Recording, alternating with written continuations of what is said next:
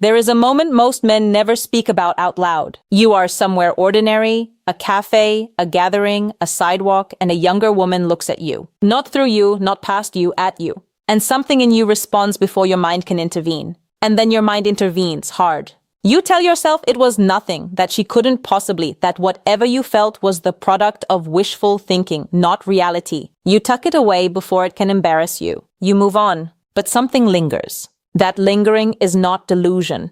It is not vanity. It is something your nervous system registered before your self-doubt could drown it. And what it registered was real. This video is not going to tell you that age doesn't matter. That would be dismissive of something real. Age matters, but not in the way society has convinced you it does. The story you have been handed, the one that says you are automatically disqualified from genuine attraction because your birth year falls outside some invisible, acceptable range. That story is not psychology. It is noise, and it has cost a lot of men something they deserve to understand. There is one reason, deeper than confidence, deeper than success, deeper than anything surface or strategic, that a younger woman keeps returning to a man like you.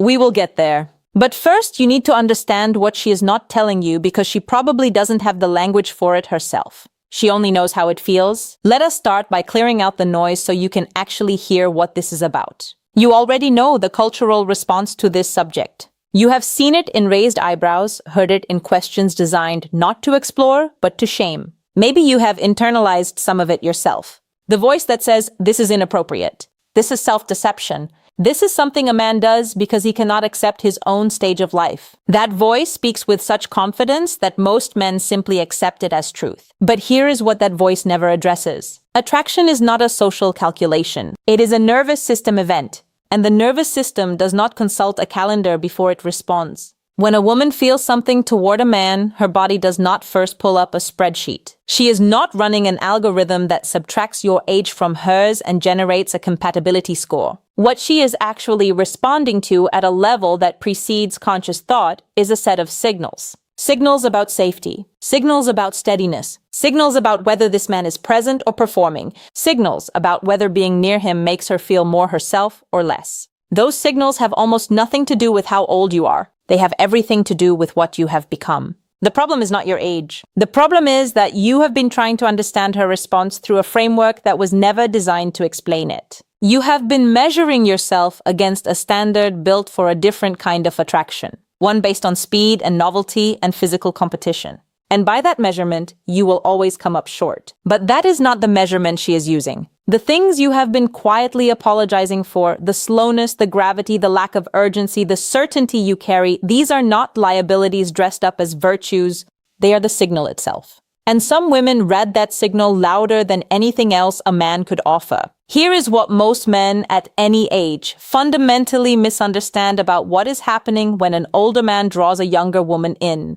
They assume she is tolerating the gap, that she is making a compromise somewhere, trading something she would prefer for something else she values more. That eventually the gap will become a problem she can no longer manage. They imagine her attraction as partial, as contingent, as something with an expiration date written into it from the beginning. That is not what is happening. For many women, especially those who have moved past the early rush of purely novelty-driven attraction, the qualities that come with significant life experience are not secondary.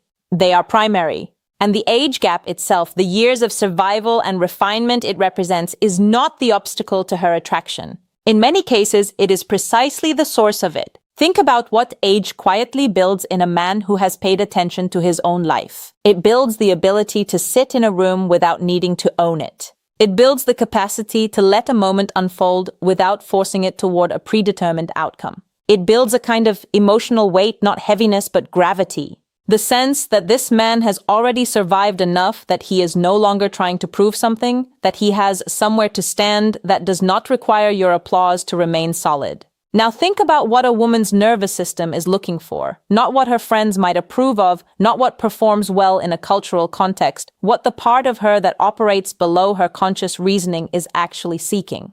It is seeking that gravity, that stillness, the presence of a man who has nothing to prove to her. The young man who walks into a room slightly competitive, slightly anxious to establish himself, slightly volatile in his humor. He is visible. He is energetic and he can be compelling. But there is a different kind of man, the one who sits down, laughs quietly at something private, and does not explain himself. The one who is not scanning the room for approval, the one whose presence has a weight to it that does not demand anything in return. She notices that second man. She may not know immediately why, but she notices, and the first exhale begins. Now we move deeper, because noticing is only the beginning. What keeps her there, by what turns a moment of noticing into something she finds herself thinking about days later, is something more specific. Her attraction is not rooted in aesthetics the way many men assume it must be, or rather it is not only rooted there. For many women, especially those who have moved past their mid-20s, what registers most powerfully is not what a man looks like, but what it feels like to be near him. And the felt experience of being near him is constructed almost entirely from subtle subconscious signals. The pace of his speech, whether it is unhurried, not slow from lack of intelligence, but slow from the absence of anxiety. Whether he is speaking to communicate or to perform, whether there is space in his sentences, or whether they tumble forward in the compressed rhythm of a man who is afraid silence will cost him something. The quality of his gaze, whether it is present without being invasive. Whether he looks at her as though she is someone worth actually seeing, not as a surface to be evaluated or an audience to be impressed. The absence of performance, this one is harder to name, but easier to feel. A man who is performing, who has adjusted himself for the occasion, who is presenting a version of himself calibrated for her approval, produces a kind of subtle friction in a woman's nervous system. She cannot always name it, but something in her is quietly working, constantly checking whether what she is receiving is real. And that work is tiring.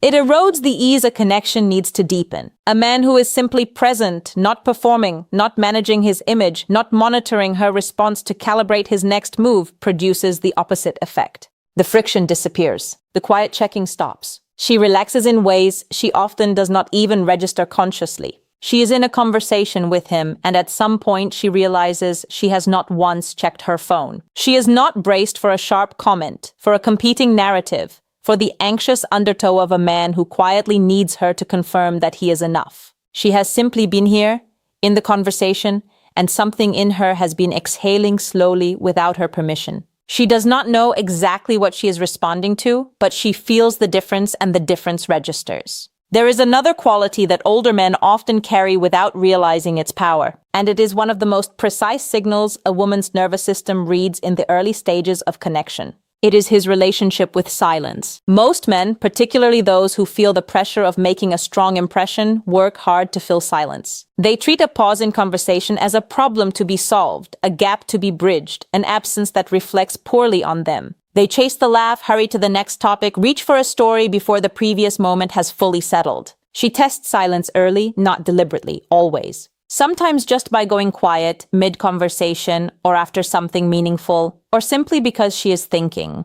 And the way he holds that silence tells her something no amount of articulate speech ever could. A man who panics in silence is telling her that his inner world is not settled, that he needs the conversation to keep moving because the stillness is uncomfortable for him, that he requires a certain level of stimulation and response to feel secure. A man who holds silence, who lets a moment breathe without compulsion, who does not rush to fill the space with noise, is telling her something entirely different. He is telling her that he is comfortable being here without anything to perform, that the space between words does not threaten him, that he does not need her constant engagement to feel okay. She goes quiet. He stays with it. He does not fidget verbally. He does not pivot. He simply holds the space present without pulling against it. She leans slightly forward. The duh became connection, not distance, and she felt it. This is not a technique. This cannot be faked in any sustained way. It is the natural byproduct of a man who has genuinely arrived somewhere in himself, who has accumulated enough living that the quiet no longer feels like emptiness. It feels like room. And this is where it becomes important to understand something that most men, younger or older, never fully grasp about what she is actually searching for when she allows herself to get close to someone. We have been building toward it. Everything up until now has been preparation for this. There is something beneath all the signals we have examined, beneath the stillness and the unhurried presence and the silence and the gravity, something that explains why those things matter and what they are pointing toward. We are about to go there. She is not naive about what she wants. The younger woman who finds herself drawn to a significantly older man who allows herself to follow that pull past the cultural noise and into something real. She is in most cases not doing so from inexperience. She is doing so from information. Many of these women have already had the other version, the relationship that felt like the right age on paper and the wrong emotional texture in practice. The partnership where everything looked correct from the outside but required constant vigilance on the inside. The dynamic where love was present but emotional stability was not, where tenderness could turn unpredictable, where disagreement could become destabilizing, where she spent more time managing the mood of the connection than simply existing within it. She knows what that costs, not theoretically, in her body. She has felt the specific exhaustion of loving someone whose emotional architecture was still under construction. Not blaming him, just knowing with the kind of quiet certainty that only lived experience produces, that the texture of that was not what she wants to carry forward. When she encounters a man whose emotional structure is already built, who can disagree without escalating, who can hold a position without needing to win, who does not require constant emotional maintenance to remain stable, she does not respond to this with her head first. She responds with her nervous system, with relief, with the specific relaxation that comes when something you have been bracing for simply does not arrive. He disagrees with something she says, and instead of withdrawing, going cold, getting defensive, or pressing toward a victory that would cost the connection, he simply holds his ground calmly, without making it mean something it doesn't need to mean, without needing her to capitulate in order for him to feel secure. She says to someone later, "He does not make me feel stupid. He is not threatened by me." That is not a small observation. That is her nervous system describing safety, the specific kind that most of the men she has been close to could not quite sustain for long. Not because they were bad, but because they had not yet arrived at the place where they could hold that kind of steadiness. She is not projecting a father figure onto him. She is not filling an archetypal need. She is making a clear-eyed recognition of something she has been looking for and had not found, and finding it in him. Slow down for a moment here, because what we are about to cover is the deepest layer of this entire subject, and it requires from you that the earlier parts did not. Not just understanding, but recognition. The recognition of something you may have been doing without realizing, and something you can stop. She is watching for one thing more than almost anything else. It is not your status, though that can be part of what creates the context for it. It is not your appearance, though presence shapes that. It is not even the steadiness we have been discussing, though that creates the conditions for it. What she is watching for is whether you will allow her to be herself fully, without managing herself, without it disturbing your equilibrium.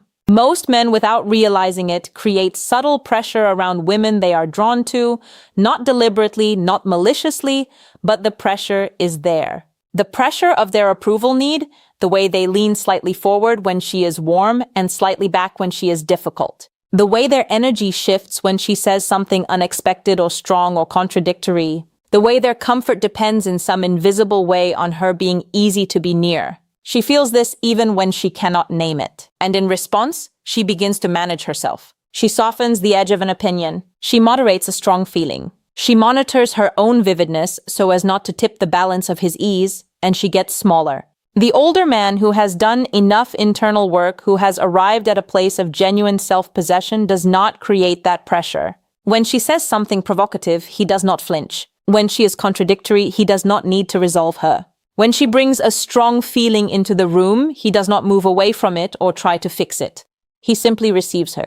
He does not try to manage her back to something easier to hold. He simply makes room. She says something half-testing, half-genuine, an opinion with an edge, an emotion she is not entirely sure how to explain. She puts it out, watching the way women do when they are checking whether it is safe to be real. He does not get defensive. He does not get quiet in a way that signals withdrawal. He does not pivot to something lighter to release the tension she was never trying to create. He simply receives what she said, holds it, responds from a place that is grounded and unfrightened, and she exhales deeper this time because she did not have to take that piece of herself back. This is what she has been waiting for. Not a man who impresses her, a man she does not have to be smaller around. And now we reach the place this entire conversation has been moving toward. The thing that is not about age. The thing that was never about age at the deepest level of what she is experiencing, beneath the safety signals, beneath the emotional steadiness, beneath the stillness and the space he creates, she is asking one question. Not consciously, not in words, but her nervous system is asking it constantly and it shapes everything. The question is, do I feel more myself when I am near this man? Not more impressive, not more desired in the surface sense, more herself, more fully inhabited, more like the version of herself that is interesting and uncertain and complex and alive, not the managed, moderated, socially safe version. This is what attraction at its deepest is actually measuring. Not age, not achievement, not even chemistry in the conventional sense. The question her body is answering all the time is whether proximity to this person allows her to expand or requires her to contract. And what you have been building, without perhaps knowing that this was what you were building, is the capacity to be around, the capacity to be a presence that allows expansion. That is genuinely rare. At any age and any man, it is rare. She stops explaining herself around him, not because she has nothing to say, but because she has stopped calculating whether what she has to say is too much. She laughs in a way she has not laughed in a long time. Not the curated laugh, but the unguarded one. Or she goes quiet in a way that feels like relief, not like absence. Not because he said something remarkable, not because he performed anything exceptional, but because nothing in him was pulling against her. The age gap at this level is simply not what is being measured. What is being measured is the felt experience of being near him, the safety of it, the expansion of it. The specific quality of a presence that neither crowds her nor withdraws from her. That holds its ground without holding her down. And that quality, the stillness, the safety, the emotional architecture that does not require her to be smaller has no age attached to it. It is simply rare, and she recognized it in you. The question you walked in with was, am I too old for this to be possible? That was the wrong question. Not because age is irrelevant, but because it was pointing you toward the wrong measurement. The right question is simpler and deeper. Have I become someone whose presence allows another person to feel more fully themselves? If the answer is yes, and for many men who have lived honestly through their years, it is yes, then what you carry is not a liability. It is something genuinely worth being near. And the right woman does not just tolerate that. She recognizes it in her body before her words can catch up. You do not need to announce this. You do not need to explain it or prove it or package it for her approval. You only need to be it and to stop apologizing for the years that made it possible. What you carry is not a remnant of something that was better earlier. It is what was always being built. And the men who understand this, who stop competing on terms that were never theirs to begin with, and simply allow the weight of what they have become to be present, discover something that the noise never prepared them for. That it was never the gap she was measuring. It was always the gravity. If this opens something for you, a different way of seeing yourself in this, a quieter and more grounded frame, there is more here worth exploring. The next step is not strategy.